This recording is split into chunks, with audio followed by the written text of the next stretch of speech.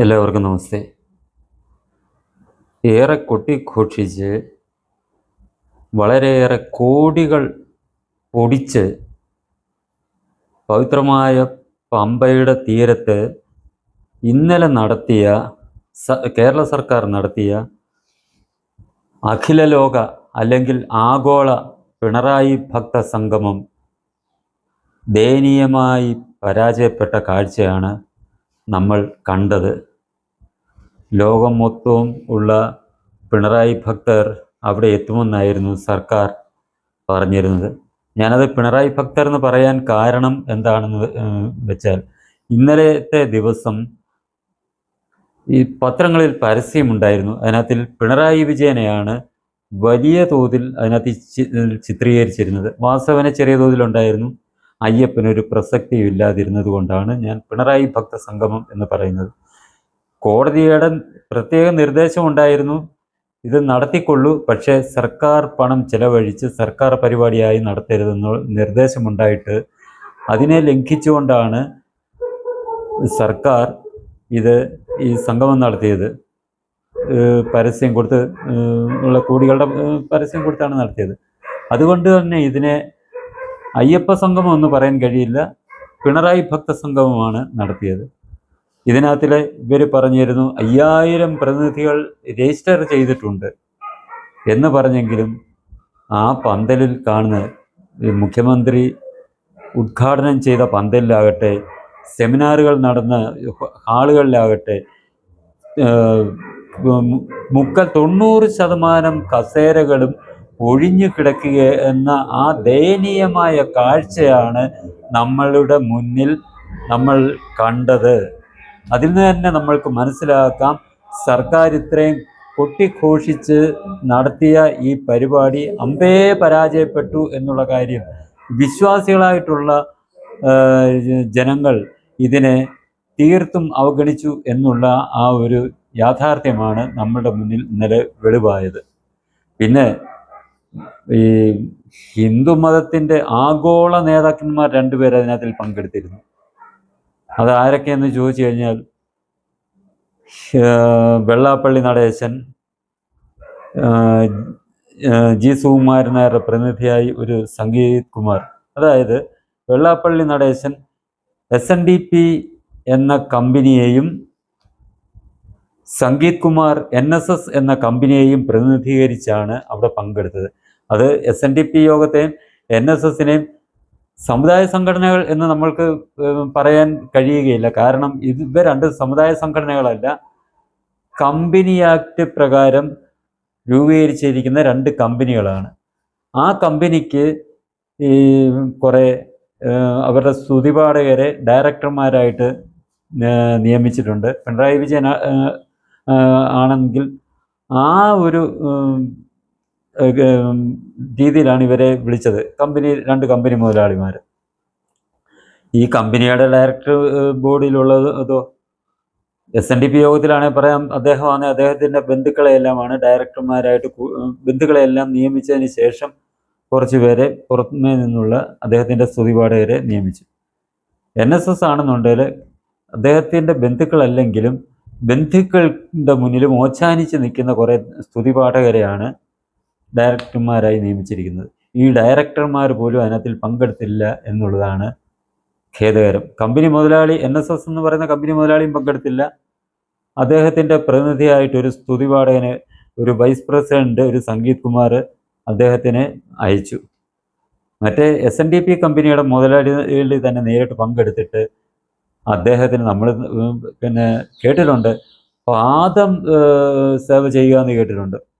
ഇവർ പറയും പാദം നക്കി എന്ന് ഓരോരുത്തരെ കുറിച്ച് പറയും. പക്ഷേ ഇത് ഈ വെള്ളാപ്പള്ളി നടേശൻ ചെയ്തത് പാദം നക്കുന്നതിന് പകരം പിണറായിയുടെ പൃഷ്ഠം നക്കുന്നതിന് തുല്യമായിട്ടായിരുന്നു അദ്ദേഹത്തിൻ്റെ വാക്കുകളും പെരുമാറ്റങ്ങളും. കാരണം എന്നിട്ട് അദ്ദേഹം പറഞ്ഞതാണല്ലോ, വലിയ ഭക്തനാണ് പിണറായി വിജയൻ. ആ ഭക്തി കൊണ്ടാണ് അദ്ദേഹം ഈ സംഗമം നടത്തിയിരിക്കുന്നതെന്നാണ് പറഞ്ഞത്. നമുക്ക് അദ്ദേഹത്തിൻ്റെ കാര്യം നമുക്ക് മനസ്സിലാക്കാം. അദ്ദേഹം ഈ ശബരിമലയെ തകർക്കാൻ പിണറായി ഒരുങ്ങിപ്പുറപ്പെട്ടപ്പോൾ അതിനെ എല്ലാ രീതിയിലും പിന്തുണ കൊടുത്ത ആളാണ് വെള്ളാപ്പള്ളി നടേശൻ.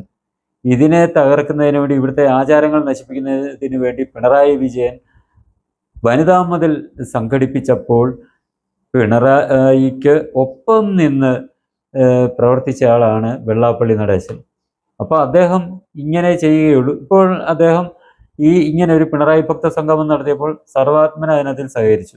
എന്നാൽ NSS എന്ന കമ്പനിയുടെ മുതലാളിയുടെ കാര്യം അതല്ല. അദ്ദേഹത്തിൻ്റെ വാക്ക് കേട്ട് നായർ സമുദായാംഗങ്ങൾ നാമജപഘോഷയാത്രയിൽ പങ്കെടുത്തു. അവർക്കെതിരെയെല്ലാം പിണറായിയുടെ പോലീസ് കേസെടുത്തു. അവരെ എത്രയോ പേര് പരീക്ഷ എഴുതാൻ കഴിയാതെ കഷ്ടപ്പെട്ടു. എത്രയോ പേർക്ക് ഇപ്പോഴും ജോലി നേടാൻ കഴിയാതിരിക്കുന്നു. എത്രയോ പേർക്ക് വിദേശയാത്രകൾ മുടങ്ങി. ഇതെല്ലാം കാരണം ഈ ജി സുകുമാരൻ നായർ എന്ന മുതലാളിയുടെ വാക്ക് കേട്ട് ഇറങ്ങിയ സമുദായാംഗങ്ങൾക്കാണ്.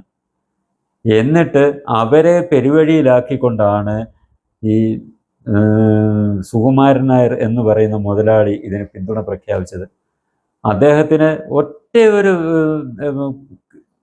ഡിമാൻഡ് വെക്കാമായിരുന്നു, ആവശ്യം പിണറായിയുടെ മുന്നിൽ വയ്ക്കാമായിരുന്നു. അതായത് അന്നത്തെ ഈ പിണറായി താങ്കൾ ശബരിമലയെ തകർക്കാൻ ശ്രമിച്ച സമയത്ത് അതിൽ നാമം ജപിച്ച് പ്രതിഷേധിച്ച ഭക്തർക്ക് എതിരെ എടുത്ത കേസുകൾ പിൻവലിക്കാം എന്നുണ്ടെങ്കിൽ ഞങ്ങൾ ഈ സംഗമത്തിൽ പങ്കെടുക്കാം എന്നൊരാവശ്യം ഉന്നയിച്ചിരുന്നതിൽ ആ നിമിഷം പിണറായി വിജയൻ കേസുകൾ പിൻവലിക്കുമായിരുന്നു. പക്ഷേ അതിന് തയ്യാറാകാതെ സ്വന്തം നേട്ടം എന്തൊക്കെയോ കണ്ടുകൊണ്ടാണ്, അതിനെക്കുറിച്ച് പലരും പറയുന്നുണ്ട്, ഈ ചില കേസുകൾ കേസുകളെക്കുറിച്ച് പറയുന്നുണ്ട്.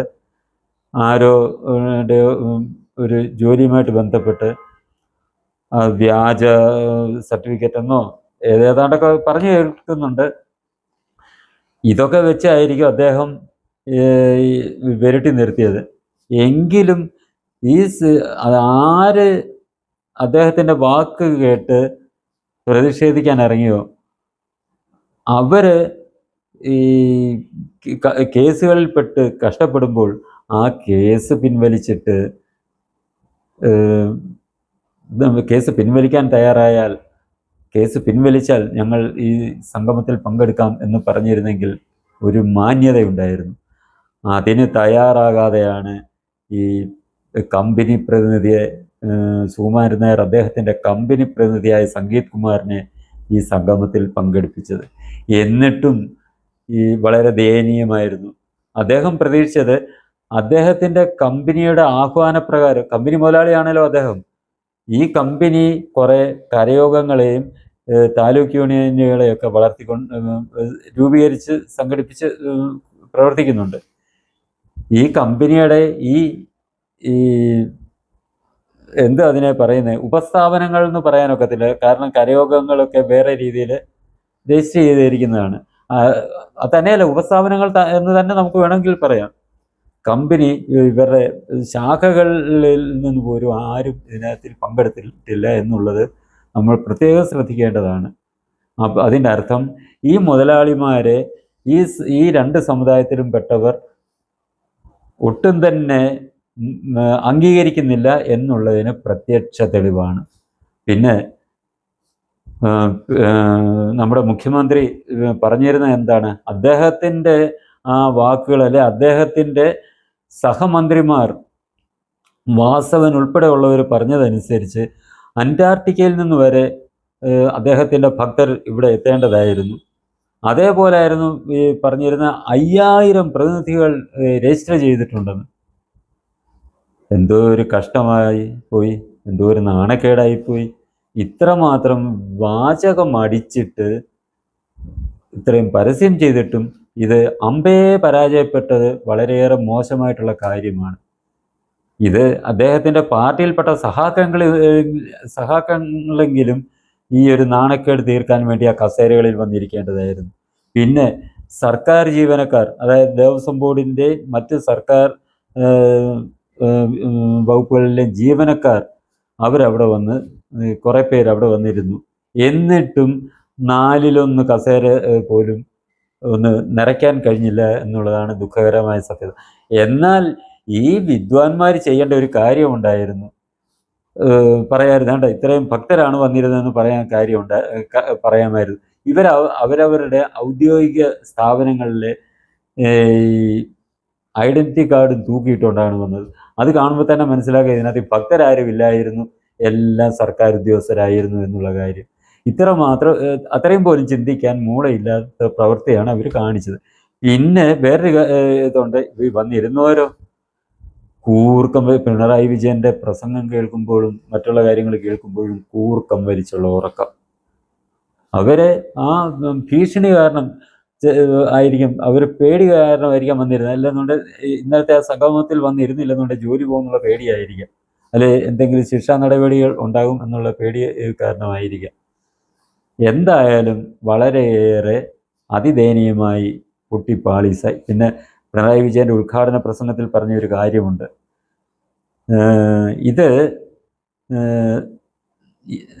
ചില സംഘടനകൾ ഈ സംഗമത്തെ ഇല്ലാതാക്കാൻ വേണ്ടി ശ്രമിച്ചു, സംഗമം നടക്കാതിരിക്കാൻ ശ്രമിച്ചു, കോടതിയിൽ പോയി കോടതിയുടെ ഇതെല്ലാം മനസ്സിലാക്കി അനുവാദം കൊടുത്തു എന്ന് പറഞ്ഞു. അതേപോലെ തന്നെ പറഞ്ഞു യഥാർത്ഥ വിശ്വാസികളെ തിരിച്ചറിഞ്ഞെന്നും പറഞ്ഞു. ഇത് അന്നേ യഥാർത്ഥ വിശ്വാസികളെ പിണറായി വിജയൻ തിരിച്ചറിഞ്ഞതാണല്ലോ. അതുകൊണ്ടല്ലേ ബിന്ദു അമ്മിണി, കനകദുർഗ, രഹന ഫാത്തിമ എന്നിവരെ പോലീസിന്റെ സംരക്ഷണയോടുകൂടി ശബരിമലയിൽ കയറ്റാൻ ശ്രമിച്ചത്. പിണറായി വിജയൻ ആ ശബരിമല വിഷയം ഉണ്ടാക്കാൻ ശ്രമിച്ച കാരണം, ശബരിമലയെ തകർക്കാൻ ശ്രമിച്ച കാരണം അദ്ദേഹത്തിന് ഒരുപാട് പ്രശ്നങ്ങൾ കുടുംബത്തിലും ഉണ്ടായി, പ്രശ്നങ്ങൾ അദ്ദേഹത്തിന് ശാരീരികമായിട്ടും ഉണ്ടായി. അതിനൊരു പ്രായശ്ചിത്തമായിട്ടാണ് ഇത് നടത്തുന്നത് എന്ന് പലരും പറയുന്നു. പക്ഷേ ആ പ്രായശ്ചിത്തമായിട്ട് നടത്തുന്നതാണെങ്കിൽ കൂടി അതുകൊണ്ട് അദ്ദേഹത്തിന് വിശ്വാസം ഉണ്ടായി എന്നും പറയുന്നു. പക്ഷേ അത് നമ്മൾ എങ്ങനെ വിശ്വസിക്കും? അങ്ങനെ അദ്ദേഹം പ്രായശ്ചിത്തമായിട്ടാണ് നടത്തിയിരുന്നതെങ്കിൽ ആദ്യം അന്ന് അദ്ദേഹവും അദ്ദേഹത്തിൻ്റെ പോലീസും എടുത്ത കേസുകൾ പിൻവലിക്കാൻ തയ്യാറാകുമായിരുന്നു. അത് തയ്യാറാകാത്തിടത്തോളം കാലം അദ്ദേഹം ആത്മാർത്ഥതയോടെയല്ല ഇത് നടത്തിയത് എന്നുള്ള കാര്യം നമ്മൾ മനസ്സിലാക്കണം.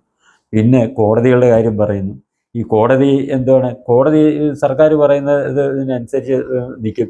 ഇപ്പോൾ കോടതി പറഞ്ഞു ഇത് സർക്കാർ ചെലവഴിക്കരുത്, നാളെ എന്തോ കോടതി സർക്കാരിനെതിരെ എടുക്കത്തില്ല. കാരണം നേരത്തെ തന്നെ നമുക്കറിയാം, മുഖ്യമന്ത്രിയുടെ ദുരിതാശ്വാസ നിധിയിൽ നിന്ന് ഈ ഭക്തർ ക്ഷേത്രത്തിൻ്റെ കാര്യത്തിനായി സമർപ്പിച്ചിരുന്ന ആ ധനത്തിൽ നിന്ന് 10 കോടി അങ്ങോട്ട് രൂപ എടുത്ത് മുഖ്യമന്ത്രിയുടെ ദുരിതാശ്വാസ നിധിയിലേക്ക് എടുത്തുകൊണ്ട് പോയി. അത് തിരിച്ച് കൊടുക്കണം, ആ പണം എടുക്കാൻ പാടില്ല എന്ന് പറഞ്ഞ് കോടതി ഉത്തരവിട്ട് തിരിച്ചു കൊടുക്കണം എന്ന് പറഞ്ഞിട്ട് എത്ര വർഷമായി? അത് സർക്കാർ തിരിച്ചു കൊടുത്തു. എന്തുകൊണ്ട് തിരിച്ചു കൊടുത്തില്ല എന്ന് കോടതി ചോദിച്ചില്ല. അതേപോലെ തന്നെ ചോദിക്കത്തില്ലെന്ന് പറയാം. അപ്പം ഇവർ ഈ ഒരു നടപടി എടുക്കത്തില്ല എന്നുള്ള കാര്യം നമുക്ക് മനസ്സിലാകും. പിന്നെ അതിനെക്കാട്ടി വലിയൊരു സംഭവം ഈ അടുത്ത സമയത്തുണ്ടായി. മധ്യപ്രദേശിലെങ്ങാണ്ട് ഏതോ ഒരു ക്ഷേത്രത്തിലെ വിഷ്ണു വിഗ്രഹം തകർന്നെന്നോ മറ്റോ പറഞ്ഞൊരു ഭക്തൻ അത് പുനഃസ്ഥാപിക്കണം, അത് ചെയ്യണമെന്ന് പറഞ്ഞ് സുപ്രീം കോടതിയിൽ ഒരു കേസ് കൊണ്ടുപോയി. സുപ്രീം കോടതി ചീഫ് ജസ്റ്റിസ് ഗവായി എന്താണ് പറഞ്ഞത്? അദ്ദേഹത്തെ പരിഹസിക്കുകയായിരുന്നു ചെയ്തത്. നിങ്ങൾ പോയി വിഷ്ണു ഭഗവാനോട് പറയുന്നതാണ് പറഞ്ഞത്. സർക്കാരിനോട് നിർദ്ദേശിക്കുന്നതിന് പകരം ഈ ഭക്തനെ കളിയാക്കി പറഞ്ഞത് എന്താണ്? നിങ്ങൾ പോയി വിഷ്ണു ഭഗവാനോട് പോയി പറയാൻ. അതേസമയം മറ്റൊരു മതസ്ഥരുടെ ആയിരുന്നുണ്ടായിരുന്നെങ്കിൽ അദ്ദേഹം അങ്ങനെ പറയുകയില്ലായിരുന്നു എന്നുള്ള കാര്യം നമുക്ക് മനസ്സിലാക്കാം. അപ്പോൾ ഈ ക്ഷേത്രകാര്യങ്ങളുമായിട്ട് ബന്ധപ്പെട്ടോ അല്ലെ ഹൈന്ദവ വിശ്വാസവുമായിട്ട് ബന്ധപ്പെട്ടോ കോടതികളിൽ നിന്ന് വരുന്ന പ്രതികരണങ്ങളും ഉത്തരവുകളും ഇങ്ങനെയൊക്കെ ആയതുകൊണ്ട് പിണറായി വിജയനും അറിയാം, കോടതി അങ്ങനെ ഒരു ഉത്തരവിട്ടാലും ഒരു നടപടി എടുക്കത്തില്ല, അതുകൊണ്ട് ഞങ്ങളുടെ ഇഷ്ടം പോലെ ഞങ്ങൾ നടത്താം എന്നുള്ള തീരുമാനപ്രകാരം തന്നെയാണ് അദ്ദേഹം അതെല്ലാം നടത്തിയത്.